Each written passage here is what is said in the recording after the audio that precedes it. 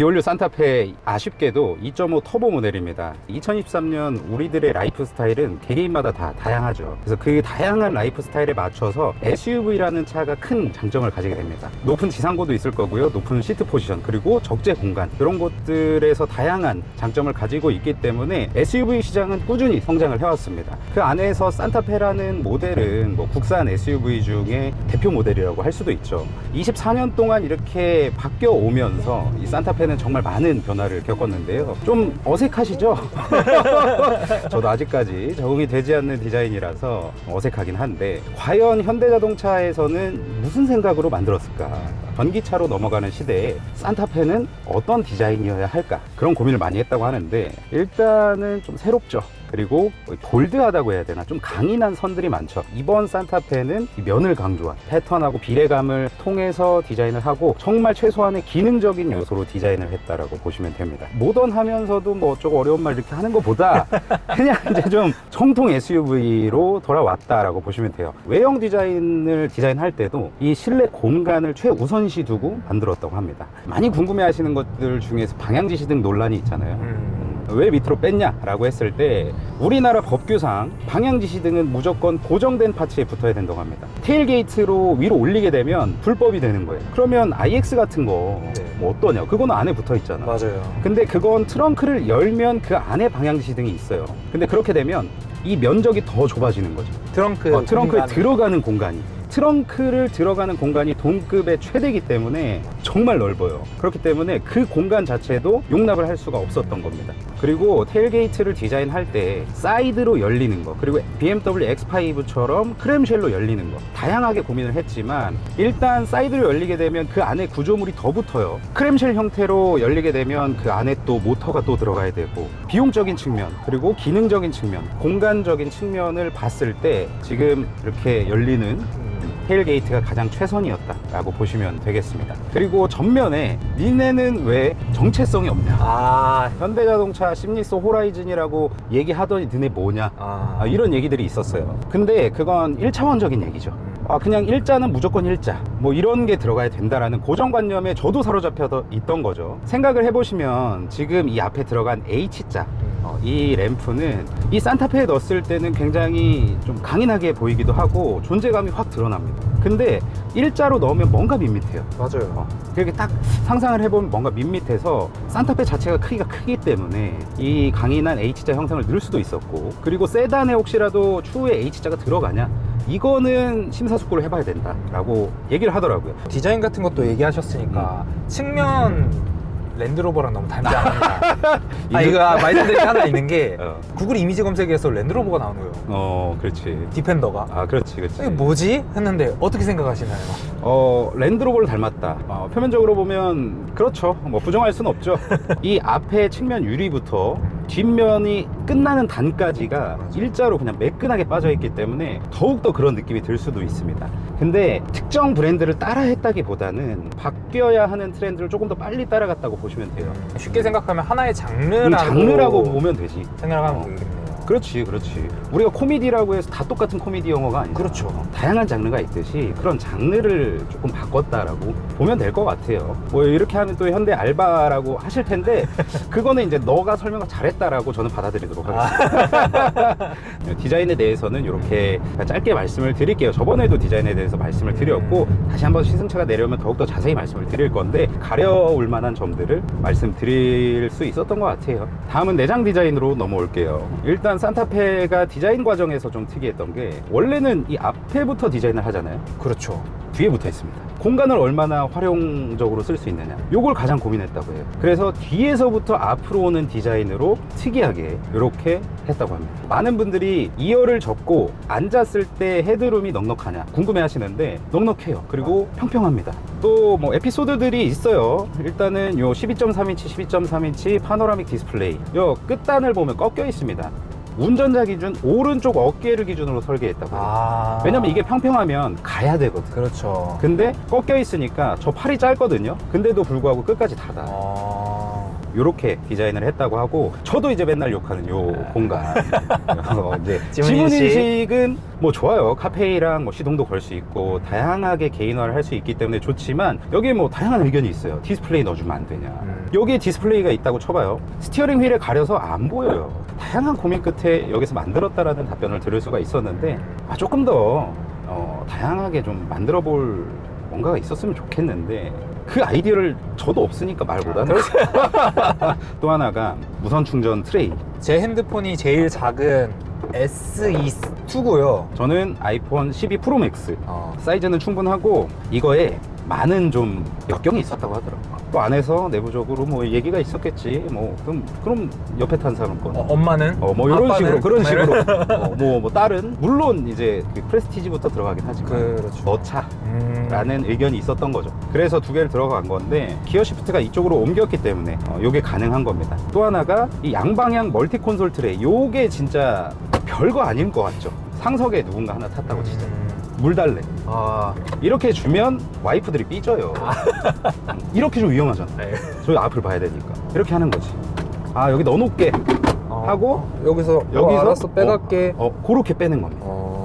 작은 디테일이 만드는 거거든요, 편의성은. 그 다음에 요쪽 이 공조 컨트롤러, 요것도 아직까지는 물리 버튼이 많이 살아있어요. 온도 조절하는 건 한 번 돌릴 때마다 툭툭툭툭 걸리면서 0.5도씩 조절이 되고, 오토 에어컨 3단계로 할 수가 있고요. 프로토 에어컨이기 때문에 운전석, 조수석 따로따로 할 수도 있고, 그리고 오토 홀드, 드라이브 모드, 험로 주행 모드, 아이들링 스탑, 저속 주행 장치, 그 다음에 후방 카메라, 주차 보조 장치 켜고 끄는 거. 다음으로 야, 이게 기똥차예요, 이게. 캠핑을 가는 분들 뿐만 아니라 특정 사이즈 로드바이크도 뒤에 그냥 실리더라고요. 이게요? 2열을 폴딩하면 이게 실리면 안 보이잖아요, 뒤가. 그렇죠. 그리고 화각도 굉장히 넓습니다. 지금 여기가 4차선인데 4차선 그 양 끝단은 물론이거니와 이 양쪽에 뭐 가드레일이랑 나무 이런 거 다 보여요. 맞아요. 하지만 위로 올라가셔야 된다는 거. 그리고 뭐 요런 거, UVC 멀티 트레이. 팬데믹 시기 이후로 살균에 대한 관심이 상당히 높아졌습니다. 맞아요. 예전에 차들은 여기가 그냥 면이었어요, 면. 근데 여기도 살려가지고 실용성 측면에서 보자면 잘 만들었다라고 생각해요. 다음은 편의 기능 한번 볼게요. 에이다스 시스템, 운전자 보조 시스템을 사용할 때 핸들 잡았는데 핸들을 잡으래요. 그래서 이제 핸들 한번 이렇게 흔들어주는 그런 과정이 좀 불필요하게 있었습니다. 이번 디올류 산타페부터는 움직이는 토크를 감지하는 게 아니라 전류를 감지하기 때문에 이제는 그럴 필요가 없어진 거죠. 그리고 이 HOD가 들어가야 HDA2, 고속도로 주행보조 2가 들어갈 수 있어요. 고속도로 주행보조 2는 뭐가 다르냐, 지금 방향지시등을 원터치로 작동을 시키면 조건이 맞는다는 하에, 잠시만 뗄게요, 요렇게 빨라졌지. 예전에는 속 터졌다고요. 그리고 차로 유지 보조 2는 뭐가 다르냐, 굉장히 궁금했습니다. 저도 차선이 없어질 때 네네네. 그때 앞차를 추적하는 거지. 그런 식으로 바뀌었다고 보시면 돼요.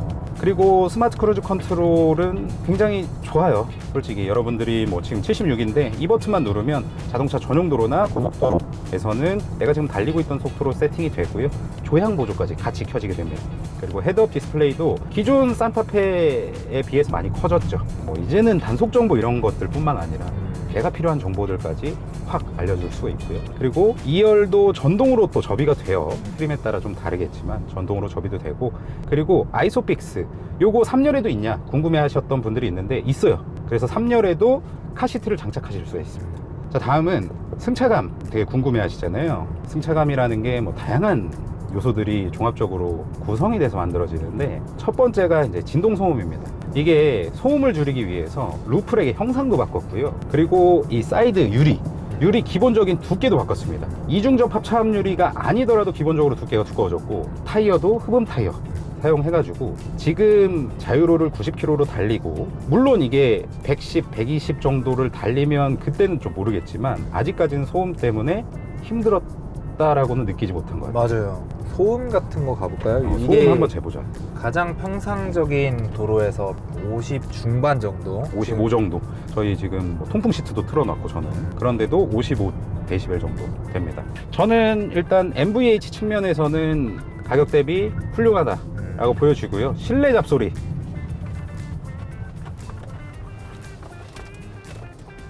이게 어떤 느낌이냐면, 근데 이 정도 하면 부서지는 거 아니에요? 예전에는 그냥 이런 길 주행하잖아요. 빠지직 맞아. 빠지직 이런 소리 나요. 맞아. 이 미디어 시승차 품질마저 좋아졌어요. 물론 소비자분들에게 갈 거는 더욱 품질을 신경을 쓰겠지만 품질은 많이 좋아졌다라고 보시면 되겠습니다. 그 다음 승차감을 구성하는 게 서스펜션이죠. 그렇죠. 전자제어 서스펜션이라던가 프리뷰 전자제어 서스펜션은 안 들어가 있습니다. 다만 노면에서 올라오는 특정 주파수마다 이 세팅이 바뀌게 신기하더라고요. 그렇게 세팅을 했다고 해요. 그랜저만큼 좀 출렁출렁거리냐 라고 궁금해하시는 분들을 봤어요. 그랜저보다 살짝 탄탄한 것 같습니다.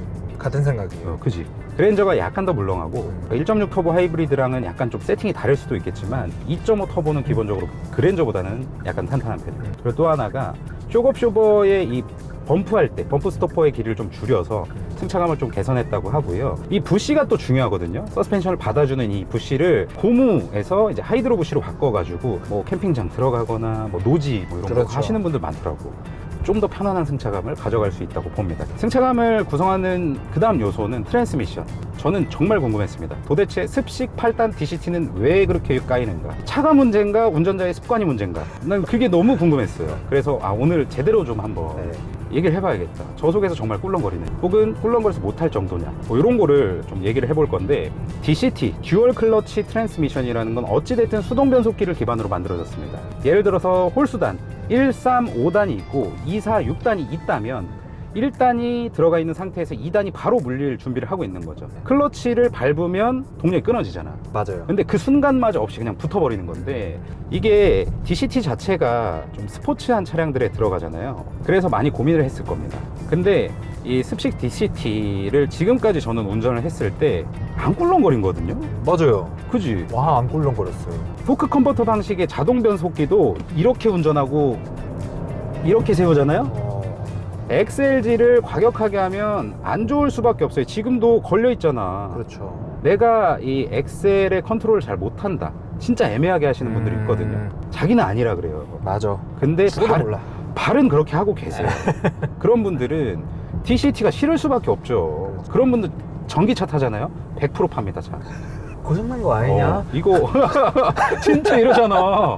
그래서 습식 DCT의 좀 특성을 아는 분들이 좀 더 사셨으면 좋겠다. 그리고 제가 느껴봤을 때 현대의 습식 8단 DCT는 잘못이 없다. 냉각 성능도 더 좋고 최대 허용 토크가 58%가 늘어나요. 습식으로 바꾸면. 이 차가 43토크거든요. 근데 1700rpm부터 4000rpm까지 43토크를 내기 때문에 그걸 좀 효율적으로 받아줘야 될 거 아니에요. 그래서 습식 DCT가 들어갔다고 보시면 돼요. 성능을 우선시하는 변속기이기 때문에 이거는 좀 고려해 볼 필요가 있습니다. 난 그런 게 싫다, 그냥 내구성이 중요하다라고 하시면은 어쨌든 메인 파워트레인인 하이브리드로 가시면 되고요. 그리고 나는 좀 스포티한 세팅이 좋다라고 하시면은 2.5 습식 DCT도 괜찮습니다. 소음 측면, NVH 측면하고 트랜스미션을 봤을 때는 저는 불편하지 않습니다. 오히려 좀 편해요. 그리고 약간은 단단한 맛이 있기 때문에 좀 더 안정감이 있어요. 그리고 살짝 돌아볼까? 롤이 많이 있나? 와, 오, 왜 이렇게 짱짱해요? 그지? 거의 안 기울어지는데? 제가 지금 기착지에 다 출발했는데, 여튼 이런 SUV는 코너를 돌 때, 우리가 막 공략을 하는 건 아니지만 필연적으로 코너를 돌 수밖에 없잖아요. 이럴 때 롤이 많이 있다는 게 좀 예전에는 단점이었습니다. 롤이라 하면 차가 뒤뚱뒤뚱 거리는 거죠. 요즘에는 거의 없어지는 추세기도 하고요. 이번 디올류 산타페는 이 원형의 로터리를 돌아도 이 무너지는 각도가 좀 거의 없다고 해야 되나? 어느 정도 부드러움은 유지한 채로 이 롤을 최대한 억제시키는 그런 세팅을 한 게 아닌가 싶거든요. 4, 5년 전에 현대 SUV를 타면 제일 싫었던 게 그겁니다. 코너를 막 돌 때 하체와 상체가 따로 노는 느낌. 그 느낌이 너무 싫었어요. 차체가 이렇게 가만히 있는 것도 아니고 아래는 조금 움직이는 것 같은데 위는 막 출렁출렁거리고 이 느낌이 엄청 싫었거든요. 근데 그런 느낌이 없습니다, 이제는. 야, 진짜 세팅을 신경 써서 잘했다 라는 느낌이 드네요. 여기도 코너가 곡선이 세거든요. 그런데도 불구하고 그 도중에 교량도 넘고요. 교량 넓을 때 트랙션을 잃는 느낌 없고요. 그다음 돌려도 한번 그냥 출렁하고 끝. 드라이브 모드는 에코, 노말, 스포츠, 마이 드라이브 이렇게 설정을 따로 하실 수가 있어요 여기서. 그리고 아래 위로 양방향 이동이 가능합니다. 스포츠를 넣으면 이 사이드 볼스터가 싹 또 잡아줘요. 잡아주지. 저는 안 잡아요. 그래, 운전석만 됩니다. 그래서 더 움직임이 없어요. 흔들었을 때. 자, 여기서 이제 30에서 우리가 뭐 속도를 내서 끼어들어야 된다라고 했을 때 이거 노말입니다. 풀악셀도 아니에요.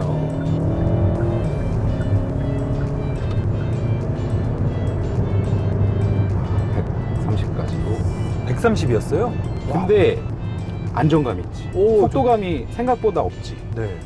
그리고 70에서 예를 들어서 한 노말 모드로 지금 밟고 있는 거예요. 지그시 이렇게 130까지 올리실 수가 있습니다.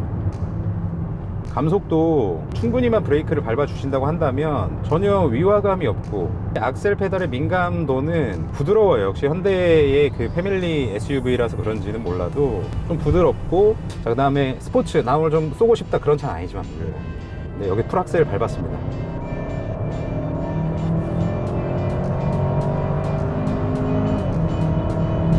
이렇게. 그리고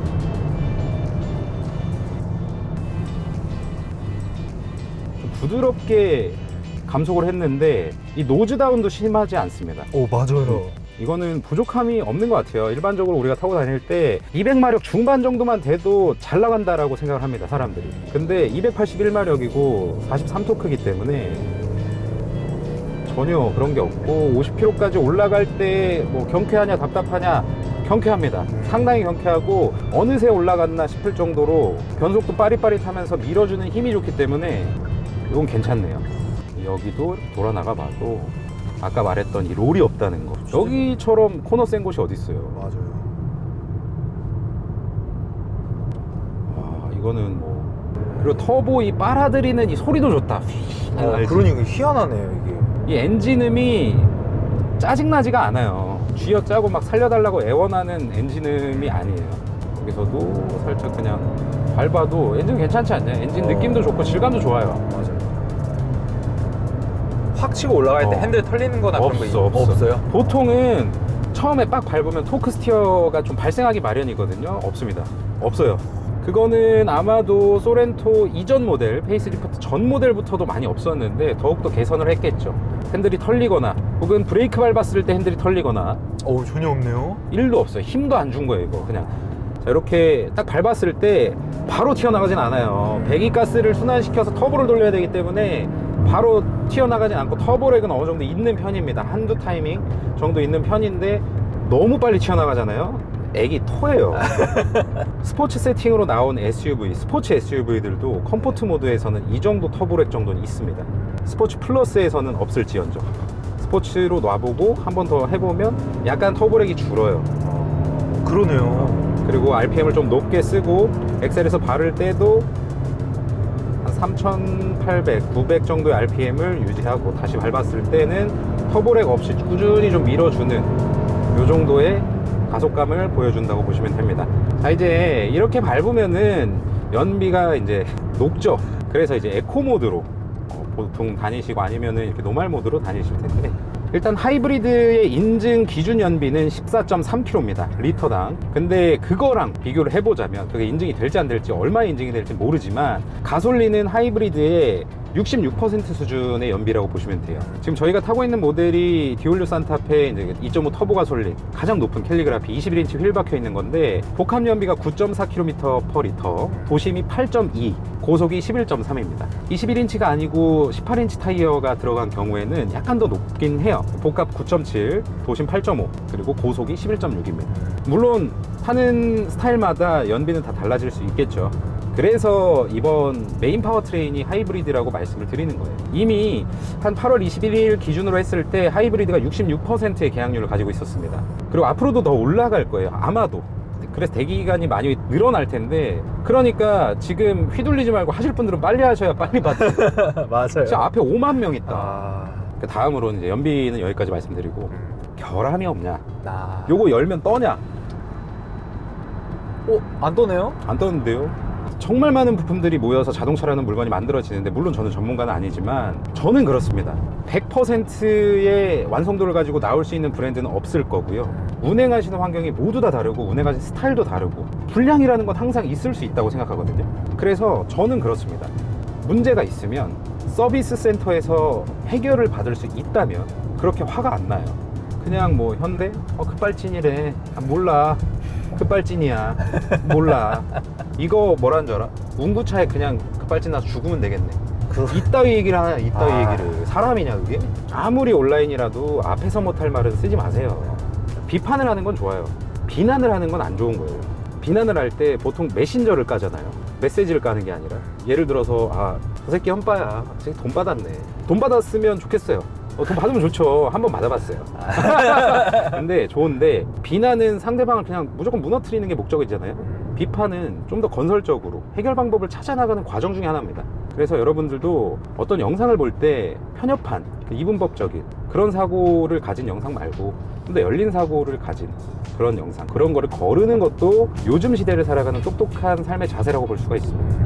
자, 그래서 돈 안 받은 지금, 돈 안 받은 지금 이 차에 대한 뭐 장단점이나 형의 총 느낌? 장점 첫 번째, 실내가 너무 넓다. 그래서 예를 들어서 결혼을 하고 아이가 2명이 있고, 아니면 내가 레저 활동을 많이 하고 좀 더 액티브한 사람이라면 같은 동급 SUV 중에는 이 거주성, 이 공간을 따라올 수가 없습니다. 그래서 첫 번째는 거주성을 뽑겠고요. 두 번째는 이 2.5 터보 가솔린에 국한된 얘기지만 출력이 좋다. 출력이 너무 시원시원하게 잘 나가고, 거기에 더불어 승차감도 좋고, 풍절음 거의 없고, 노면소음 거의 없고. 세 번째는 수납 공간. 세 번째는 수납 공간. 편의 기능이야 제 기준으로는 항상 비슷하거든요. 근데 수납 공간이 워낙 많으니까 이거는 뭐 그냥 심심하면 때려 넣을 수 있는. 그리고 단점 첫 번째, 디자인입니다. 마음에 들진 않습니다. 저도 아직까지도 그 굴곡이 있는 쿠페형을 좋아하는데, 이게 어떻게 보면 욕심이죠. 좀 이뻤으면 좋겠는데 공간도 컸으면 좋겠다, 이 양토끼를 다 가지고 싶어 하는 건데 그럴 수가 없거든요. 그렇죠. 쿠페형은 필연적으로 공간이 낮을 수밖에 없어요. 두 개를 다 갖는다? 이거 어불성설이죠. 단점 두 번째는 2.5 터보 가솔린은 어찌됐든 뭐 연비라고 볼 수 있겠죠. 근데 이 안에서도 최대한 높여놓긴 했는데, 그래서 저는 단점이라고 생각해서 하이브리드를 살 것 같다 라고 말씀을 드린 거고요. 저는 이번에 전 2가지까지만 하겠습니다. 가격표에 옵션 장난이 많이 있으면 제가 그 가격이라고 얘기하겠는데, 옵션 장난이 많이 없어요. 헤드업 디스플레이도 프레스티지 트림에서는 단독으로 추가할 수가 있고요. 상품 구성하는 그 노고를 많이 진짜 느낄 수 있는 가격표인 것 같습니다. 전반적으로 이렇게 느끼고요. 2.5 터보든 1.6 터보 하이브리드든 여러분들의 취향에 맞게 구매를 하시든지 아니면 다른 차량을 구매하시겠지만, 타보셔도 정말 제가 한 말이 틀리지 않았구나 라는 생각이 드실 거고요. 그리고 저는 이 차를 만들 때 다양한 분들의 노고를 폄하하거나 비난할 생각은 추후에 일말의 그것도 생각도 없습니다. 정말 노력을 많이 하셨을 거고, 그렇게 또 좋은 차 만들어서 타볼 수 있는 기회를 주셔서 감사하다는 말씀을 이 자리를 빌어서 드리고 싶어요. 저는 전문가가 아닙니다. 전문가가 되고 싶지도 않아요. 그러니까 어떤 그 전문적이라는 말을 누군가 저에게 한다면 좀 창피하고 죄송해요. 전문가분들, 진짜 전문가분들한테. 그렇죠. 그러니까 정말 그냥 일반인의 입장에서 쟤는 저렇게 느끼는구나 정도로 생각을 해주셨으면 좋겠습니다. 여튼 앞으로 또 시승차 나오면 여러분들께서 5만 분이 넘는 분들이 계약을 해주셨잖아요. 그 중에서 뭐 일시불로 구매하시는 분들도 계실 거고, 할부로 구매하시는 분들도 계실 거고, 그 당시에 가장 좋은 조건에 살 수 있는 요령, 이런 것들도 말씀드리고, 그다음에 모든 기능 설명, 그리고 다음 시승차 때는 정말 세부적으로 시승기를 다시 한번 찍어보도록 하겠습니다. 시청해주셔서 감사드리고요. 항상 건강하시고, 이번 영상이 도움 되셨다면, 그리고 앞으로의 영상이 기대되신다면 구독, 좋아요는 한 번씩 꼭 눌러주시기 바랍니다. 항상 건강하시고, 신차 구매하실 분들은 정말 축하드립니다. 오랜만에 바꾸시는 걸 텐데 한번 이렇게 달려보세요. 감사합니다.